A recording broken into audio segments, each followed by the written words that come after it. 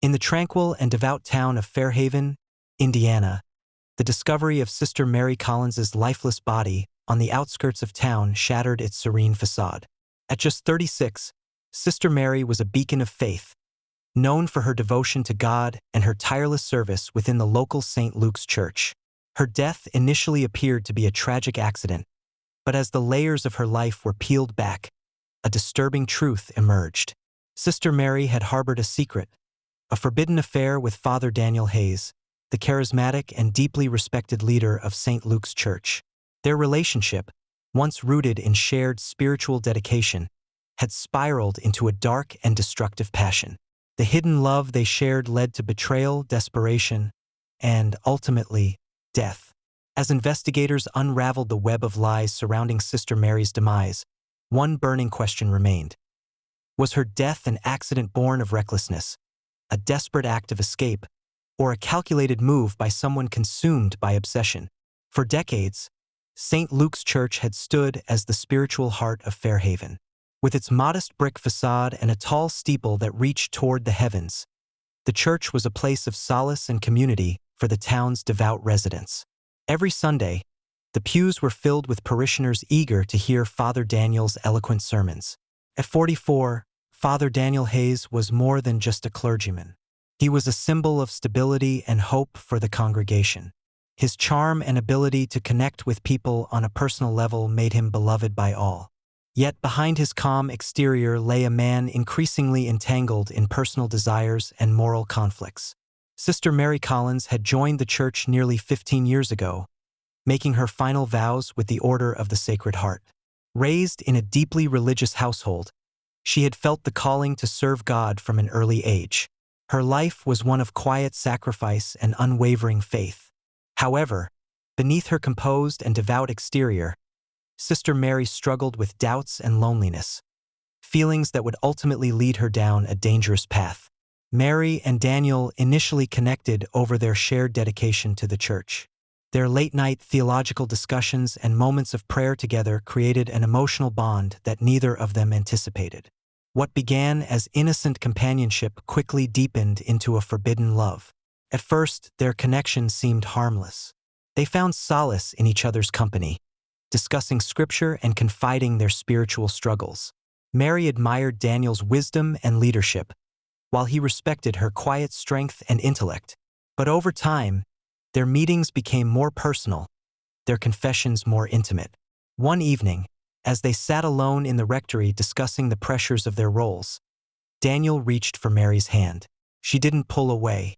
In that moment, the line between spiritual partners and forbidden lovers was crossed. Though both knew their actions were against their vows, they could not resist the pull of their growing feelings for each other. Their affair blossomed in secret. Late-night rendezvous and whispered conversations replaced their professional interactions. Yet, the weight of their betrayal to their faith and their community loomed over them, casting shadows on their hidden love. The deeper Mary and Daniel sank into their affair, the more complicated their lives became. Mary began to struggle with the duality of her existence, her love for Daniel and her commitment to God. Her internal conflict grew unbearable as she questioned whether their relationship was worth sacrificing her faith and her identity as a nun. For Daniel, what started as an emotional escape turned into an obsession. He grew possessive, demanding more of Mary's time and energy. Their once passionate love became suffocating, marked by arguments and ultimatums. Then came the revelation that changed everything. Mary was pregnant. The discovery shook Mary to her core. She had vowed celibacy, dedicating her life to the church. Now, her pregnancy threatened to expose their affair and destroy everything she had built. Mary confided in Daniel, hoping he would provide clarity and support. Instead, his reaction only heightened her anxiety. Daniel panicked, urging Mary to leave the convent so they could start a new life together far away from Fairhaven. He envisioned a future where they could raise their child without the constraints of their religious roles. But Mary hesitated. Leaving the convent meant abandoning the only life she had ever known. The tension between them grew, their relationship strained by conflicting desires and fears. As Mary's pregnancy progressed, the pressure became unbearable. She tried to conceal her growing belly, wearing loose clothing and avoiding the other nuns as much as possible. Yet, she knew it was only a matter of time before her secret was discovered. Daniel's behavior grew increasingly erratic. His once charming demeanor gave way to paranoia and anger. He began showing up unannounced at the convent, demanding to see Mary and discuss their future. His obsession with her became suffocating, and Mary felt trapped in a situation spiraling out of control. On a cold evening in early December, Mary decided she could no longer bear the weight of her secret. She packed a small bag and planned to leave the convent under the cover of night. She hoped to find refuge in a distant town where she could start anew. But Daniel discovered her plan. Confronting her in the rectory, he demanded to know why she was leaving. The argument escalated, and Mary, desperate to escape, ran toward the outskirts of town. Daniel followed her, his desperation turning to rage. The next morning, Mary's body was discovered at the bottom of a steep embankment. Though it initially appeared she had fallen, evidence at the scene suggested otherwise. Detective Sarah Monroe of the Fairhaven Police Department was assigned to investigate Sister Mary's death. With over a decade of experience solving complex cases, Sarah's instincts told her from the moment she arrived at the scene that this wasn't an ordinary accident. The embankment was steep, but it wasn't the type of place where falls typically occurred. Disturbed earth near the edge suggested a struggle, and torn fabric from Mary's habit caught on jagged rocks only deepened Sarah's suspicions. Back at the station, Sarah began her investigation by piecing together Mary's final days. Interviews with the nuns at the Order of the Sacred Heart revealed a troubling pattern. Mary had grown withdrawn in recent months, skipping communal meals and avoiding group prayers. She often spent long hours alone in the chapel, her behavior a stark contrast to the once devout and cheerful woman the nuns had known. She seemed burdened. Sister Anne, an elder nun, confided to Sarah during an interview. "I thought it was a crisis of faith. Many of us experience moments of doubt, but with Mary, it was something deeper." These conversations led Sarah to focus on Mary's personal life. The more she dug, the more the name Father Daniel Hayes surfaced. Multiple witnesses mentioned seeing the two spending time together after evening services, often locked in lengthy discussions in the rectory. While most assumed these interactions were related to church duties, a few noted a sense of unease about their closeness. Sarah arranged to meet Father Daniel at St. Luke's Church. The pastor greeted her warmly, his calm demeanor giving no indication of the storm brewing beneath the surface. He expressed sadness over Mary's death, calling her a devoted servant of God and offering his assistance with the investigation. However, Sarah's years of experience made her attuned to subtle cues. Daniel's overly polished responses and measured tone felt rehearsed. When she asked about his relationship with Mary, his calm exterior faltered briefly before he regained composure. "We worked together on church activities," he said. "She was dedicated and kind, but I wouldn't say we were particularly close." Despite Daniel's claims, Sarah sensed there was more to the story. She subpoenaed his phone records, which revealed dozens of late-night calls and text exchanges with Mary in the weeks leading up to her death. While many messages had been deleted, forensic analysis recovered fragments of their conversations. The recovered texts were intimate, hinting at a relationship far beyond mere colleagues. Even more damning was surveillance footage from a gas station near the embankment where Mary's body was found. The footage showed Daniel's car passing by the area late on the night of her death. The timeline placed him at the scene just hours before Mary's body was discovered. Armed with mounting evidence, Sarah brought Daniel in for a second round of questioning. This time, she approached with a strategy, starting with innocuous questions about his role at the church before steering the conversation toward Mary. "I understand Sister Mary confided in you," Sarah said, her tone neutral. "Several witnesses mentioned that you two spent a lot of time together. Can you tell me more about those interactions?" Daniel's expression tightened, but he maintained his composure. "She was struggling," he said after a pause. "She had doubts about her calling, and I tried to provide spiritual guidance." Sarah leaned forward slightly.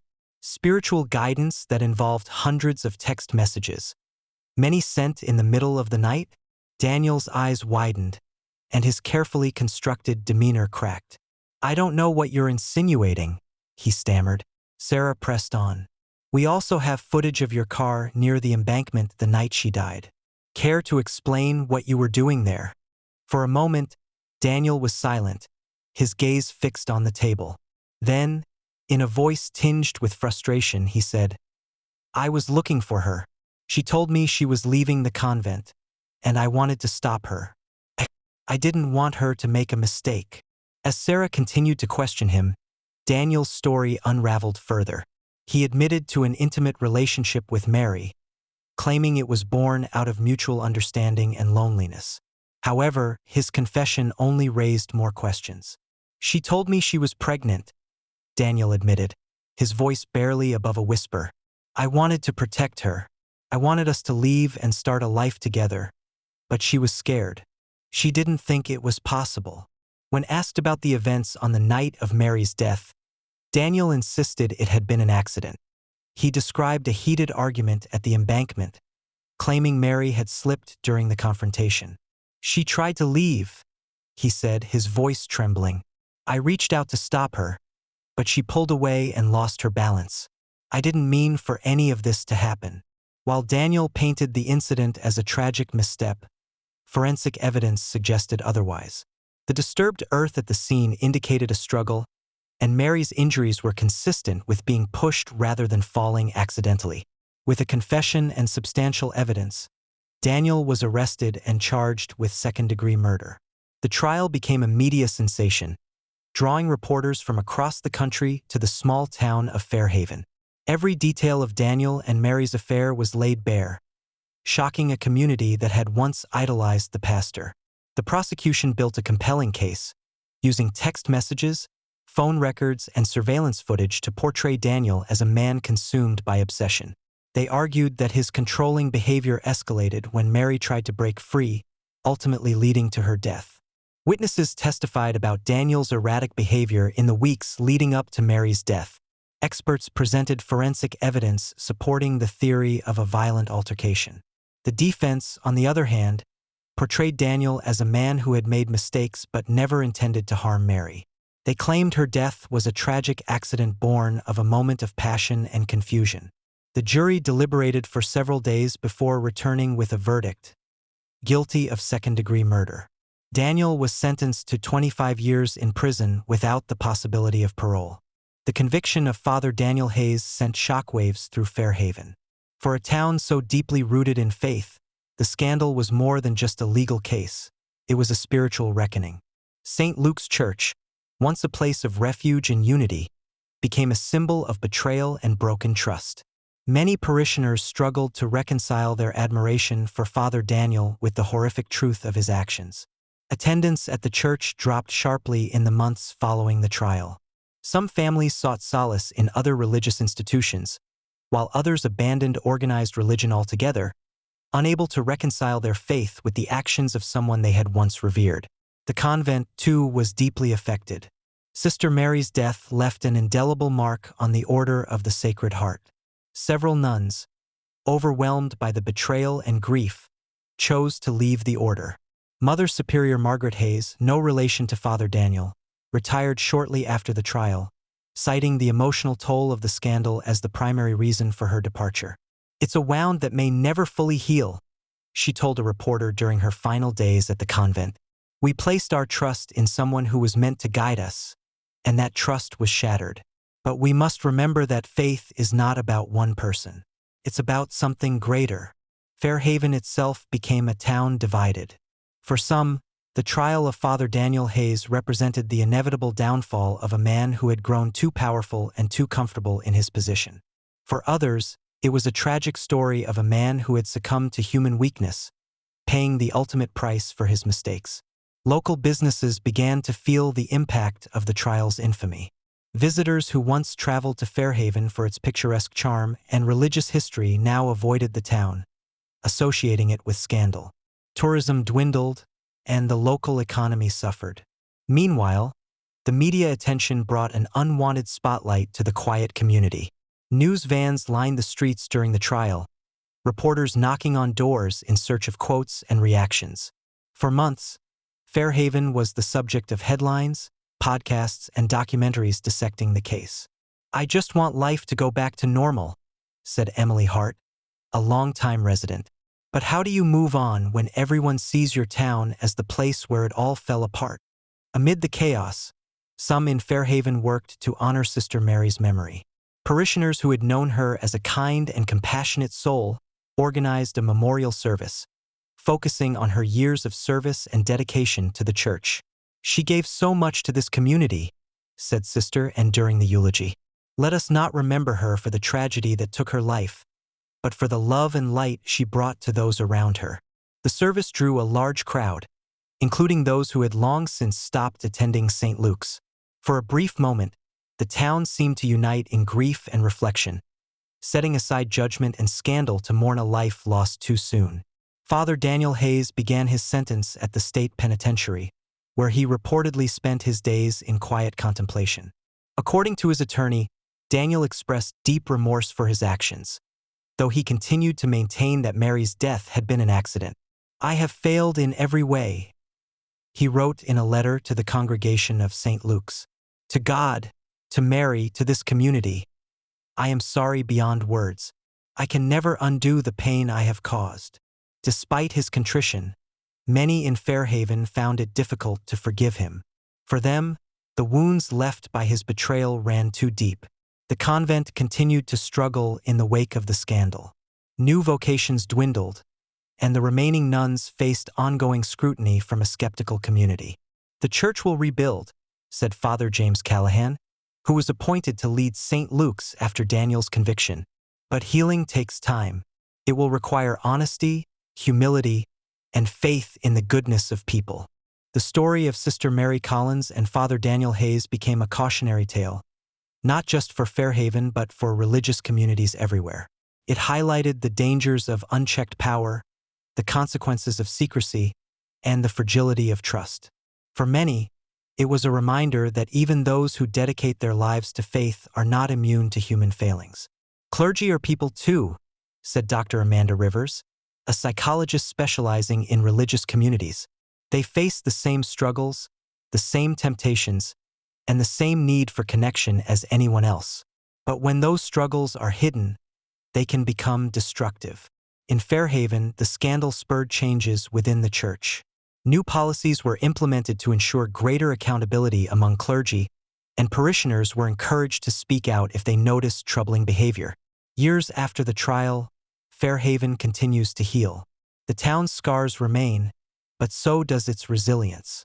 St. Luke's Church, though diminished, still stands as a place of worship for those who choose to remain. The memory of Sister Mary Collins lingers, a reminder of both the darkness and light within the human spirit. For those who lived through the events, the tragedy is a somber chapter in their history. But for the world watching from the outside, it remains a stark lesson in the complexities of faith, love, and betrayal. What are your thoughts on the case of Sister Mary Collins? Was this a story of human weakness or something darker? Share your insights in the comments below. And don't forget to like and subscribe for more stories that uncover the hidden truths behind the headlines. Together, let's continue to explore the complexities of the human experience and seek understanding in even the darkest of tales.